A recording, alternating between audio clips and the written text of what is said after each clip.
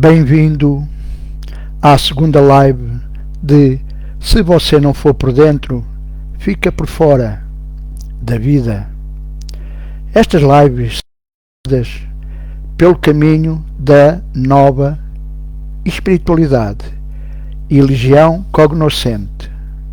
Se a palavra cognoscente lhe é desconhecida, adianto que é uma palavra que vem do latim e que traduzida quer dizer conhecer, ou aquele que sabe. E a nova espiritualidade não é de maneira nenhuma melhor de qualquer outra forma de espiritualidade. Só a fazemos de outra maneira, com base no conhecimento cognoscente, que por outras palavras não é mais do que somente o caminho da verdade e da vida. Então deixe-me, antes de começar a falarmos sobre os temas de hoje, que conte mais uma história. Geralmente conto histórias orientais. Hoje vou pegar numa história ocidental. Então um indivíduo andava a passear numa cidade lindíssima. De repente olha para um anúncio na montra do estabelecimento que dizia: vendemos tudo para a felicidade. Ele entrou curioso, logo reparou que dentro do outro lado do balcão estavam anjos. Aproximou-se do balcão e com uma certa curiosidade perguntou: é mesmo? Vocês vendem tudo para a felicidade? E o anjo respondeu: sim.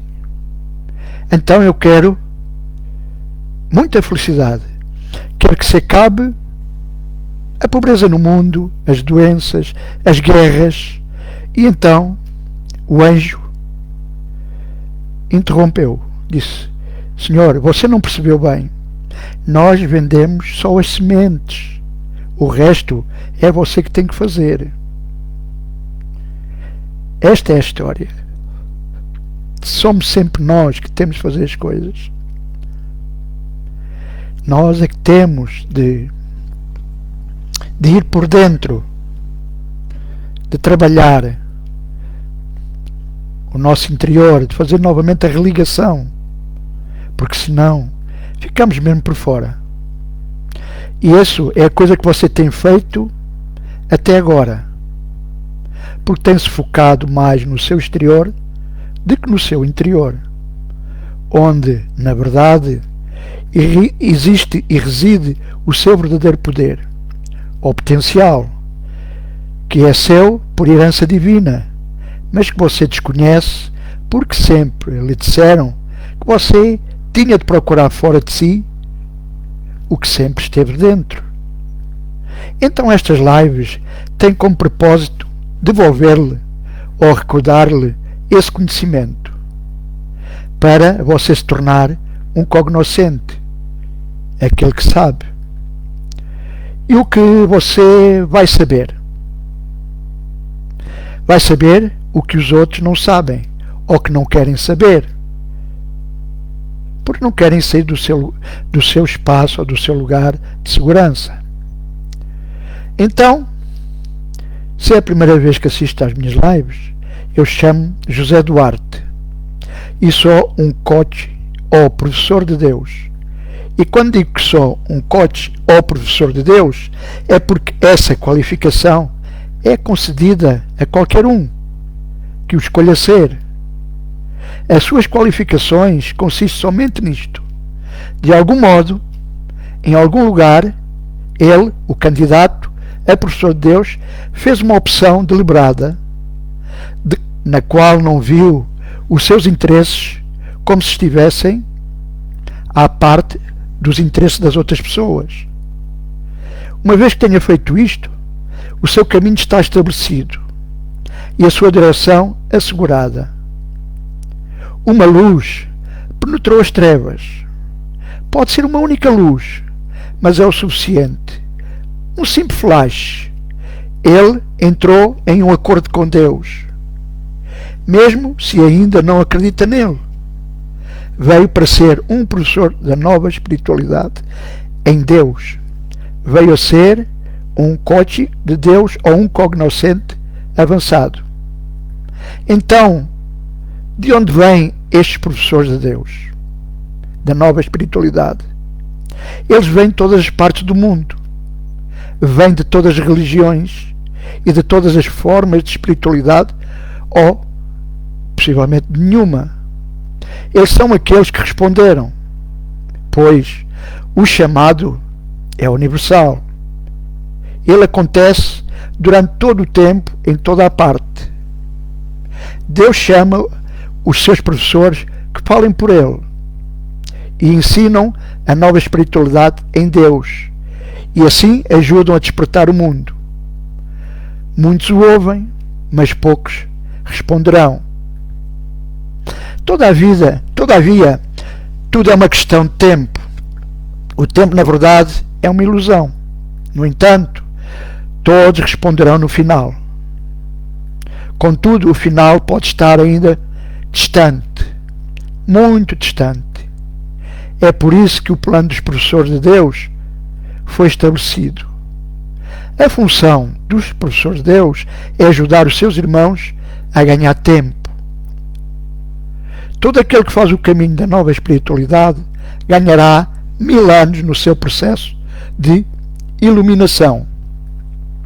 Assim me foi dito, assim eu o partilho. Cada um começa como uma única luz, mas com o chamado no seu centro, é uma luz que não pode ser limitada. E cada um que ilumina o seu centro economiza 1000 anos, segundo o que o mundo julga sobre o tempo.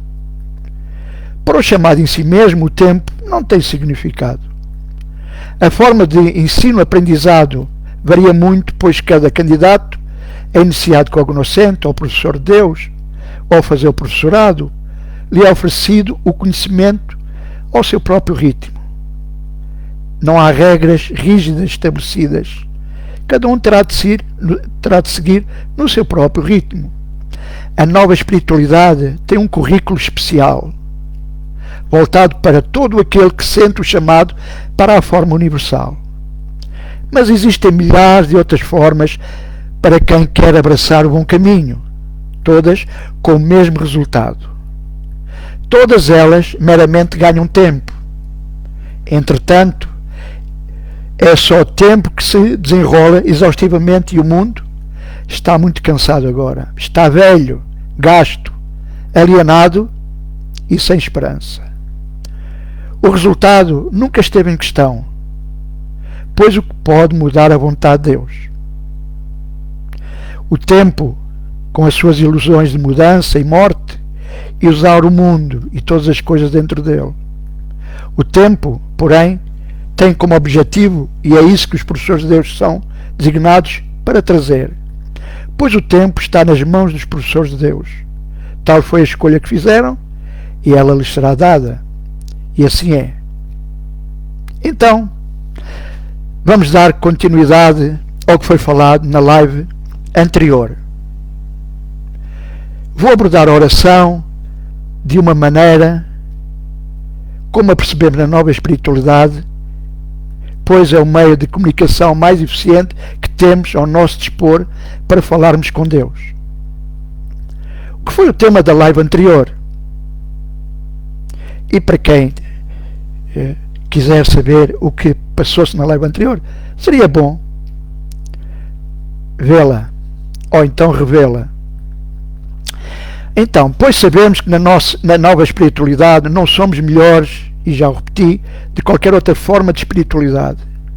Só a praticamos de outra maneira. E visto isto, e antes de entrarmos no tema de hoje, recordemos a nossa máxima, que, como vai entender, está diretamente relacionada com o tema em discussão hoje. Então, é necessário que você compreenda e aceite que o poder vem da sua força interior. A força interior não advém do simples poder. A maior parte do mundo continua a entender isto ao contrário. O poder sem força interior é uma ilusão. A força interior sem unidade com Deus é uma mentira, uma grande mentira. Esta é a sua afirmação pessoal para se tornar um ativista espiritual ou um cognoscente da nova espiritualidade. Mas o que você vai ouvir agora vai abalar as suas crenças limitantes sobre a oração. Então se prepare. Vou começar a falar do tema, começando exatamente com uma hipotética pergunta. Orar significa que não posso pedir nada que eu deseje na minha oração? Rezar por algo faz com que esse algo me seja negado? Esta é uma questão que tem sido colocada ao longo dos séculos e sempre que foi feita obteve resposta, mas ela não foi ouvida. Nós, como eu disse na live anterior, nunca ouvimos as respostas ou não quisemos acreditar nelas. Vou então repor a verdade sobre esta pergunta dentro da óptica atual da nova espiritualidade. Você jamais terá aquilo que pedir em oração, nem pode ter tudo o que quer através da oração. E porquê? Isso porque o seu próprio pedido é uma afirmação de carência. E o facto de dizer que quer alguma coisa só serve para originar precisamente essa experiência. O querer, a falta, a carência na sua realidade. Por conseguinte, a oração ou prece correta nunca pode ou deve ser de súplica, mas sim de gratidão. Quando agradecemos a Deus antecipadamente por aquilo que decidimos experienciar na nossa, chamemos-lhe, realidade, estamos com efeito a admitir que isso existe. Ainda não chegou, mas vai chegar efetivamente. O reconhecimento é, pois, a mais forte afirmação de Deus, uma certeza de que, mesmo antes de pedirmos, Deus já atendeu o nosso pedido. Há uma frase célebre que diz que, se usada na nova espiritualidade, mais na religião cognoscente, que diz: grato Pai por me teres dado antes de eu te pedir. Então tenha isto na máxima consideração. Nunca suplique, agradeça. Mas mais um aviso: a gratidão não pode ser usada como instrumento para manipular Deus, ou seja, um instrumento para enganar o universo. Você não pode mentir a si mesmo. A sua mente, ou seja, a sua mente supraconsciente, sabe quais são os seus pensamentos verdadeiros. Se você estiver a dizer: grato, meu Deus, por isto e por aquilo, sabendo com toda a clareza que isso não existe na sua realidade presente, não fique à espera que Deus seja menos claro que você e que, portanto, faça isso por você. Nada vai acontecer. Deus sabe o que você sabe, e aquilo que você sabe é o que aparece na sua realidade. E aqui impõe-se outra pergunta: então, como posso mostrar-me verdadeiramente grato por algo que sei que não existe? Fé, de preferência inabalável, mas mesmo que a sua fé não seja assim tão forte, você já conseguirá mover montanhas. Você saberá que esse algo existe porque Deus disse que existe, e Deus disse antes de você perguntar, e porque terá respondido, porque Deus o disse de todas as formas imaginárias, através de todos os mestres que possamos aqui referir. Mas só menciono o mestre e irmão Jesus, nosso patrono. Que seja o que for que você escolher, escolhendo em nome de Deus, assim será feito. Agora, possivelmente, você já começou a perceber, porque muitas pessoas dizem que as suas preces não foram atendidas. Na verdade, não há prece ou oração, por mais que a afirmação fervorosa do que é real, que não seja atendida. Toda a prece, todo o pensamento, toda a afirmação, todo o sentimento é criativo. Nós somos co-criadores. Co-criadores porque Usamos a energia de Deus para criar. Temos essa prerrogativa. Desde que seja fervorosamente afirmada como genuína, essa oração manifestar-se-á na sua experiência. Quando se diz que uma prece não foi ouvida, o que realmente aconteceu foi que o pensamento, palavra ou sentimento mais fervoroso afirmado tornou-se operativo. Entendeu? Penso que não. Vou explicar de outra maneira. Então, o que você deve saber, e é aí que está o segredo cognoscente, que é sempre o pensamento por trás do pensamento, e agora você vai saber o segredo, aquilo que na nova espiritualidade chamamos o pensamento orientador que controla. Se você, portanto, implora e suplica, parece haver uma hipótese muito mais pequena de experienciar aquilo que julga estar a escolher. Pois o pensamento orientador por trás de todas as súplicas é que você não tem agora aquilo que deseja, e por isso é que está a pedi-lo. Lógico, não é? Esse pensamento orientador torna-se então a sua realidade. O único pensamento orientador capaz de sobrepor a esse seu pensamento expresso na fé de que Deus concederá tudo o que lhe está a ser pedido, infalivelmente. Aí é aquilo que eu disse, fé inabalável. Há certas pessoas com essa fé, mas infelizmente são muito poucas. O ato de rezar torna-se muito mais fácil quando, em vez de ter de acreditar que Deus dirá sempre sim a tudo o que você lhe peça, você percebe intuitivamente que o próprio pedido não é necessário. A única coisa que é necessária é ser grato.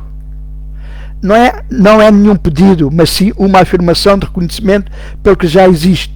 Isso é que é importante. Reconhecer o que já existe, mesmo que aparentemente ainda não tenha se manifestado na sua vida. Então, será que tudo o que sucede depois de uma prece é consequência da ação da prece? Então vejamos, se você acredita que Deus é algum ser omnipotente, que ouve todas as preces e que diz sim a algumas, não a outras, e talvez, mas não agora, está enganado. Por que regra então se orientaria Deus? Se acredita que Deus é o Criador e decisor de todas as coisas na sua vida, então vai estar redondamente enganado. O que vai ouvir agora talvez não seja aquilo que esperava ouvir, pois nós não gostamos de ouvir verdades. Então Deus é o observador, não o Criador da sua vida. Mas Deus está pronto a ajudá-lo ou ajudá-la a viver a sua vida, mas não da maneira a que está habituado a imaginar como lhe ensinaram. Não é da função de Deus criar ou descriar as circunstâncias ou situações na sua vida. Deus criou a si, a você, à imagem e semelhança dele, e você criou todo o resto, através do poder que Deus lhe concedeu. O tal poder ou força interior que temos estado a falar desde o início. Agora já começa a compreender que se não for por dentro, fica por fora.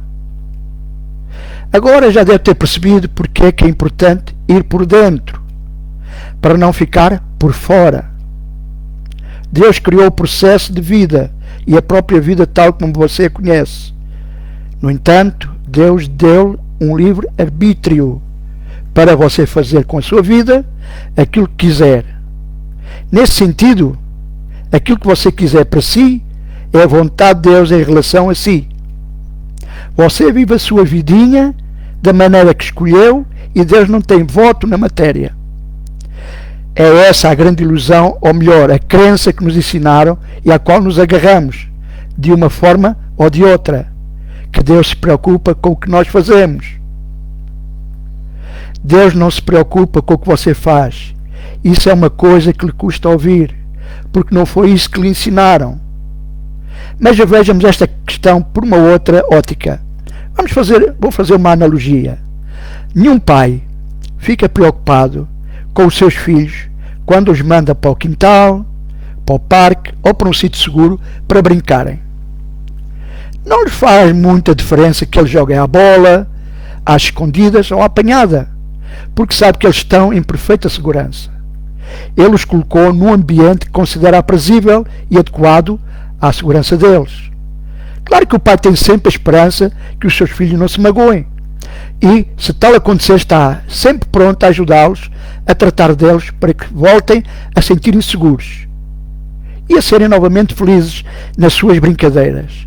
E no dia seguinte continuará a não fazer nenhuma diferença ao pai das crianças que eles joguem às escondidas ou à agarrada. O pai, no entanto, alertará para quais são os jogos mais perigosos, mas não pode impedir que os seus filhos, nas suas brincadeiras, não façam alguma coisa perigosa. Não pode fazê-lo sempre, desde que nascem até que ficarem por conta própria. Sábio é o pai que tem consciência disso. Contudo, o pai nunca deixa de se preocupar com o desfecho, ou seja, não se preocupa com o processo, mas preocupa-se profundamente com o resultado. Esta talvez seja uma boa analogia para ilustrar a dicotomia de Deus. Mas, de certo modo, Deus nem sequer se preocupa com o desfecho final. Isso porque o desfecho final está assegurado. Todos voltaremos para ele. Esta é a segunda grande ilusão do ser humano, que o desfecho da vida esteja em dúvida. Foi esta dúvida quanto ao desfecho final que criou o nosso maior inimigo, o medo. Um chip que temos aqui no cérebro que está sempre a criar barreiras. Pois se nós duvidamos do desfecho, temos de duvidar do Criador. Temos de duvidar de Deus. E se duvidamos de Deus, temos de viver toda a nossa vida com medo e culpa. Se duvidamos dos propósitos de Deus e da capacidade de Deus para produzir esses resultados, ou esse resultado final, como podemos alguma vez sentir-nos descansados? Como poderemos verdadeiramente encontrar a paz? No entanto, Deus tem pleno poderes para fazer com que os propósitos condigam com os resultados. Mas nós, e falo pela generalidade, não conseguimos nem queremos acreditar nisso, mesmo afirmando que Deus é todo-poderoso. E por isso criamos na nossa fértil imaginação um poder quase igual ao de Deus, de modo a arranjar uma forma de oposição à vontade de Deus. Assim criamos na nossa mitologia um ser a que chamamos Diabo. Hoje tem menos força, mas houve tempo que o diabo era o diabo. E na nossa fértil imaginação, com a influência de alguns experts à mistura, imaginamos Deus em guerra com esse ser, pois achamos que Deus resolve os problemas à maneira como nós resolvemos. E fomos tão longe nessa imaginação que imaginamos que Deus pudesse eventualmente até perder essa guerra. Todas essas coisas violam tudo o que afirmamos saber sobre Deus. Vivemos a nossa ilusão alienada, dando-lhe realidade. E por essa razão sentimos medo. Tudo graças à nossa decisão de duvidar de Deus, com conivência, muitas vezes, das religiões.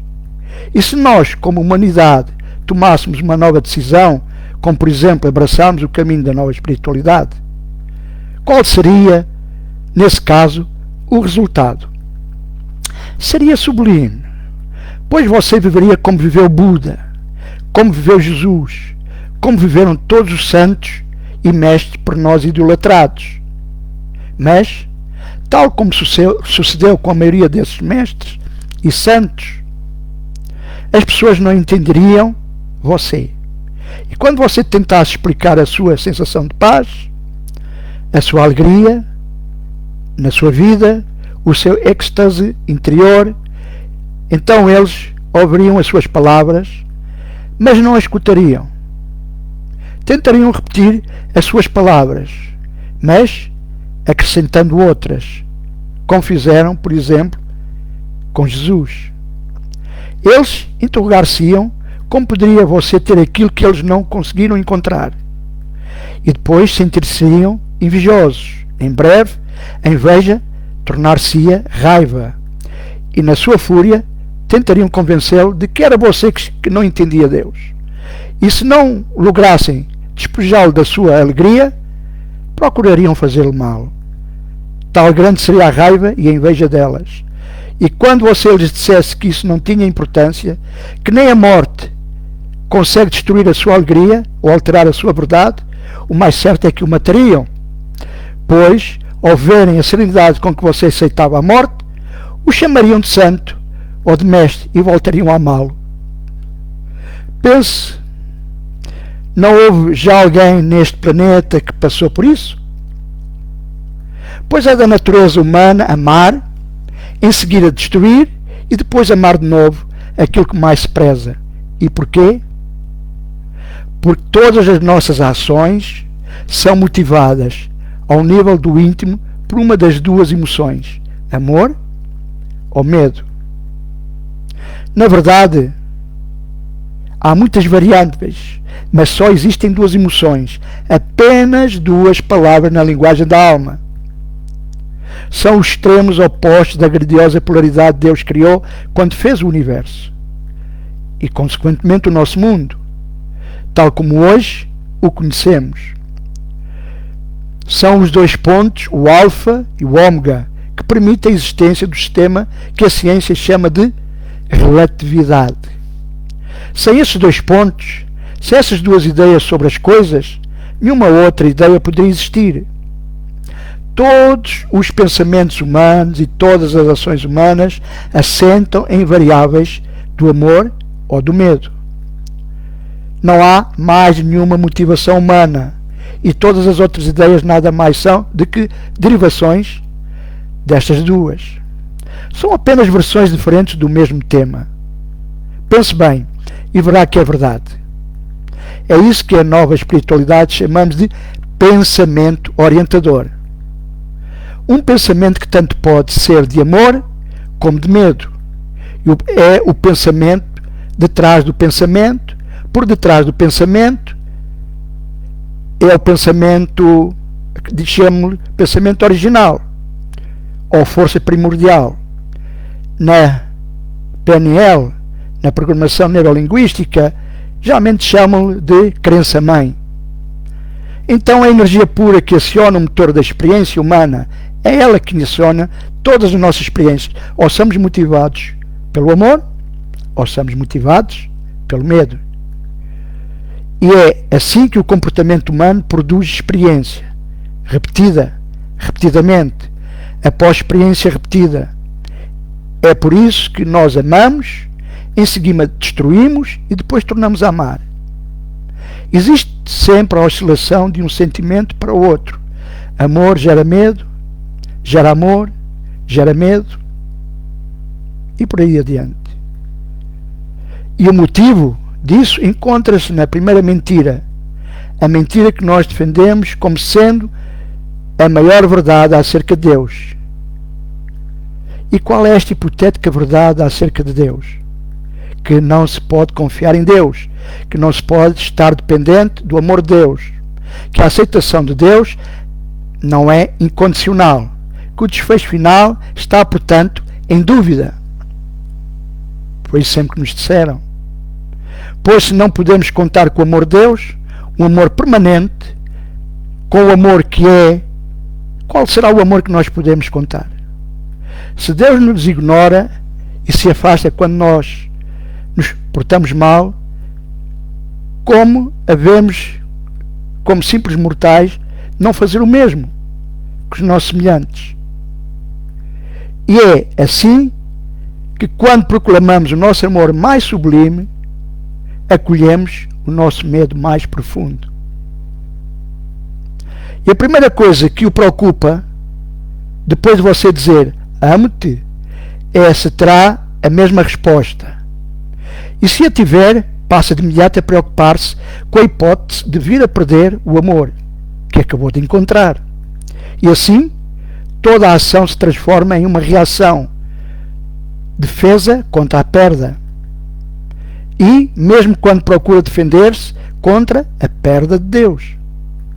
Mas se na verdade você soubesse quem você realmente é, que é um ser magnífico, espantoso e mais esplendoroso que Deus criou, jamais teria medo. Pois quem poderia rejeitar tal magnificência? Nem mesmo Deus seria capaz de ver um defeito numa criatura dessas, na sua própria criação. Deus sabe que criou filhos perfeitos. Mas como infelizmente você não sabe quem você é, e julga-se muitíssimo inferior àquilo que na realidade é, e onde é que você foi buscar a ideia de que é muito menos importante do que na realidade pensa que é? Às únicas pessoas que você acreditou no que se refere a todas as coisas: seu pai e sua mãe, que são as pessoas que mais amaram você. Por que razão iriam mentir para si? No entanto, não foram elas que lhe disseram que você é demasiado isto e não suficiente bom naquilo? Não recordaram ver-se em conta que devia ouvir e calar? Não o repreenderam por alguns momentos da sua maior exuberância? E não o encorajaram a pôr de lado algumas das suas mais ousadas fantasias? Foram estas as mensagens que você recebeu na generalidade. E depois seguiram-se os professores, os amigos e por aí fora. E embora não cumpram os critérios, não sendo, portanto, mensagens de Deus, podiam muito bem sê-lo, né? Pois, sem dúvida, provieram dos deuses do seu universo. Ou não fôssemos todos nós os deuses adormecidos? No entanto, foram os seus pais que o ensinaram a que o amor era condicional. E é essa a experiência que você leva para as suas relações amorosas. E é a experiência que levamos na nossa relação com Deus. Dessa experiência você tira as suas próprias conclusões a respeito de Deus. E nesse contexto você expressa a sua verdade. Deus é um Deus de amor, argumenta você, mas se infringimos os seus mandamentos, Ele castigar-nos-á com a exclusão eterna. Incrível, não é? Condena-nos por todo o sempre. Deus, o mais puro amor, amor incondicional, alguma vez condenar alguém? Somos nós que nos condenamos a nós mesmos. Como você não tem a experiência de ser amado de forma incondicional, não consegue ter a mais pálida ideia do que representa o amor de Deus. É por isso que tenta imaginar como será o amor de Deus baseado naquilo que vê do amor do mundo. Você projetou em Deus o papel de progenitor e por isso vê um Deus que recompensa ou castiga com base no que ele sente em relação ao que você tem andado a fazer. E pois, nós sabemos que as religiões ajudaram a festa.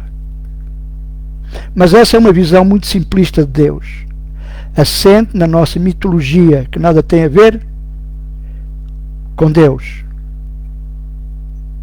Foi criado por nós todos um sistema mental relativo a Deus baseado na experiência humana e não nas verdades espirituais. E criamos também toda uma realidade em torno do amor de Deus. No entanto, é uma realidade assente no medo, enraizada no conceito de um Deus temível, vingativo, invejoso e por aí fora. É o pensamento orientador que está errado. Mas negar esse pensamento seria pôr em causa toda a teologia, e isso não acontecerá neste século, mas vai acontecer no próximo século.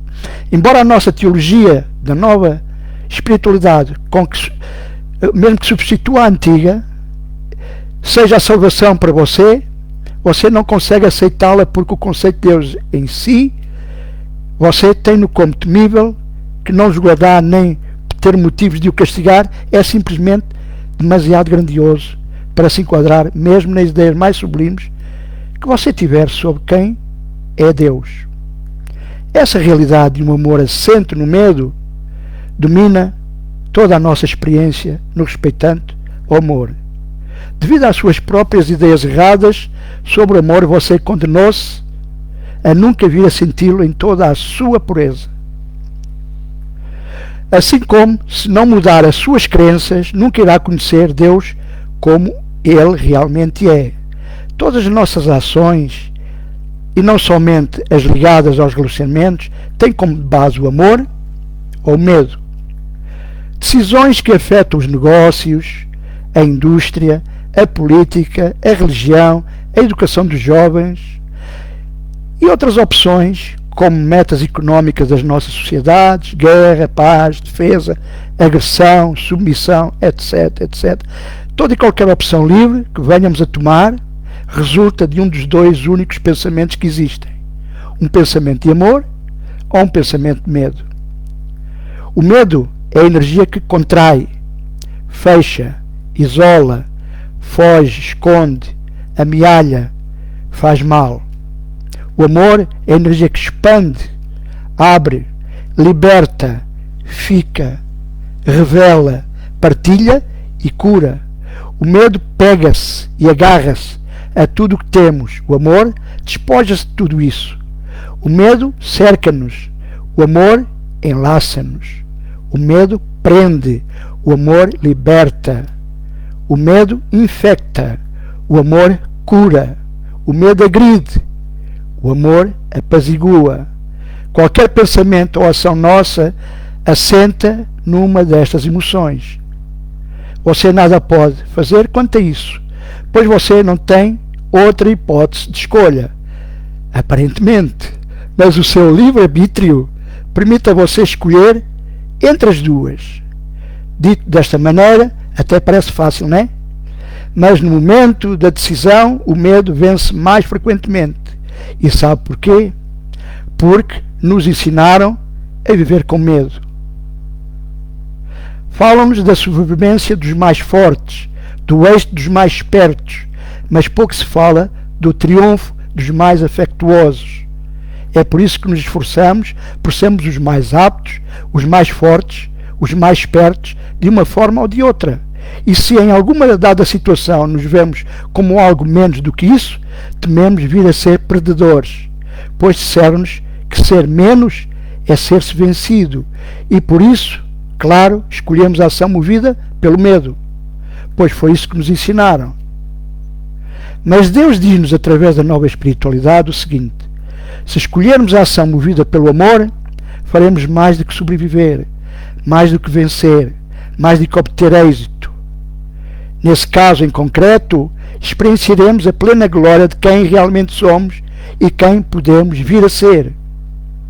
Mas para o fazermos, devemos pôr de lado os ensinamentos do passado, dos professores, mensageiros, mal informados ou mal intencionados, com agendas pessoais duvidosas, e ouvir os ensinamentos daqueles cuja sabedoria provém de outras formas. Há entre nós professores e mestres, como sempre houve, pois o Deus nunca nos deixou sem aqueles que verdadeiramente podem mostrar-nos e orientar-nos, recordar essas verdades. Contudo, não é ninguém de fora que possa superar e ouvir a voz interior. Como descrevi na primeira live, pois esse é o primeiro instrumento que Deus usa. Não ninguém de fora vai fazer com que você ouça a sua voz interior. E essa voz, por ser a mais acessível, é um instrumento que fala em nós, dentro de nós. A voz que fala por Deus em você, que na religião é conhecida como Espírito Santo, e na espiritualidade como Eu Superior, e na nova espiritualidade chamamos-lhe Eu Interior, uma vez que Ele não está acima de nós, mas dentro de nós, então dou preferência a chamá-lo Eu Interior. Está sempre a aguardar que o queiramos ouvir. Essa voz interior que fala por Deus em nós é a voz que mais alto faz ouvir as palavras de Deus, pois é que está mais próxima de nós. É a voz que nos diz se todas as outras coisas são verdadeiras ou falsas, certas ou erradas, boas ou más, pela definição que temos delas. É o radar que traça a rota,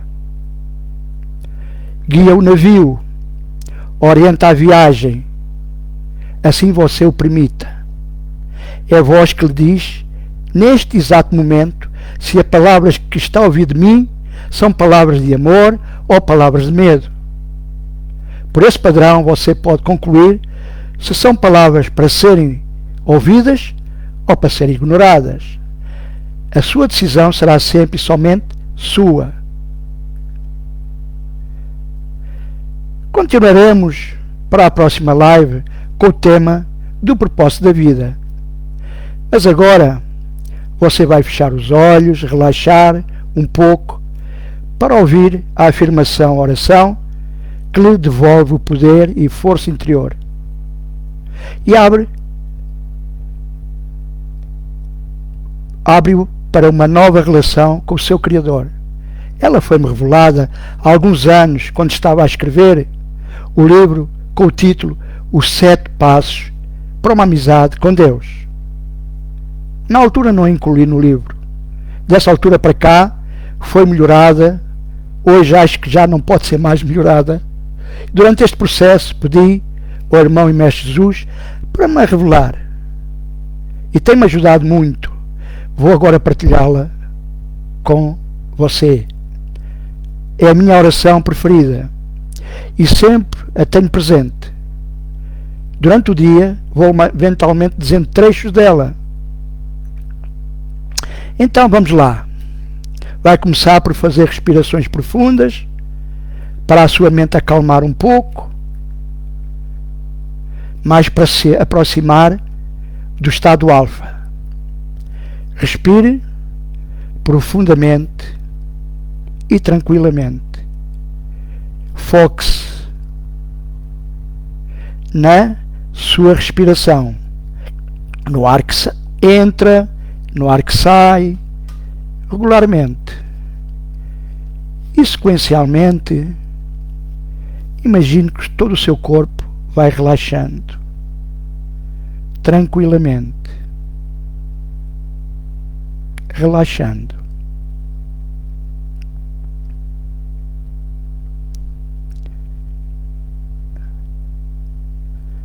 Relaxe. Eu vou só fazer uma contagem breve de 10 para 1 para você relaxar um pouco mais, para ficar mais receptivo, os seus sentidos ficarem mais receptivos à oração, à afirmação que eu vou lhe oferecer, que deve fazer sempre que sentir que precisa de reforçar a sua relação com o seu Criador. 10, 9, relaxando. 8, mais profundo.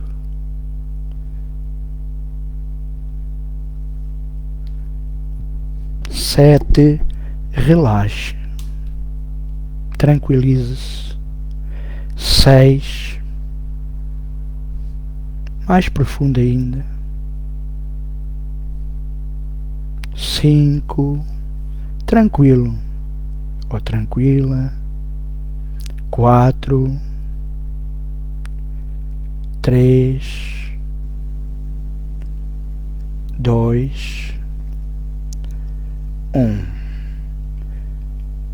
Pode-se imaginar que agora está no seu lugar de descanso mental, um lugar que pode ser real ou criado pela sua imaginação, um campo, uma praia, um templo, um jardim, um lugar especial na sua casa onde você faça a sua meditação,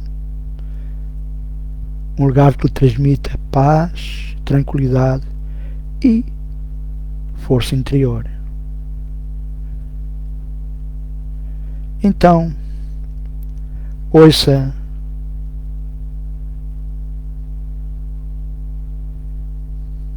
com atenção Não há limites para a minha força, a minha paz e a minha alegria, e para nenhum atributo que o Pai me tenha dado quando da minha criação. O que é a minha vontade, juntamente com o meu Criador e Redentor, não pode deixar de ser feito. A minha vontade santa jamais poderá ser negada, porque o meu Pai ilumina a minha mente e coloca diante dela toda a força e o amor que há na terra e no céu. Eu sou aquele a quem tudo isto é dado. Eu sou aquele em que habita o poder da vontade do Pai. Pai, a tua vontade pode fazer todas as coisas em mim e depois estender-se também ao mundo inteiro através de mim. Nada limita a tua vontade, Pai. E assim, todo o poder foi dado a seu Filho. E assim é. Linda, né? Tranquila. Poderosa, muito poderosa. Eu aconselho a você tornar esta a sua oração. Talvez na próxima live eu diga aqui a verdadeira oração do Pai Nosso, como Jesus a fazia, e que depois as religiões alteraram por conveniências. Ok, então assim terminamos a segunda live de Se Você For Por Dentro, Fica Por Fora da Vida. Mas agora não há mais razão para ficar por fora da vida. Abrace o caminho da nova espiritualidade e, como sempre digo, se você nasceu original, não viva cópia. Torne-se um cognoscente, aquele que sabe. Se ressoa contigo, partilhe esta live e assista às outras 2 lives semanais. Uma tem o título Um Chamado à Sua Autocura e a outra Mundo Seu Mindset para uma Nova Visão de Deus. Elas se complementam com esta. Então ficamos por aqui por hoje. Que o bom caminho se abra à sua frente, que seja abençoado com o despertar e até sempre. Todos somos um, e que assim seja.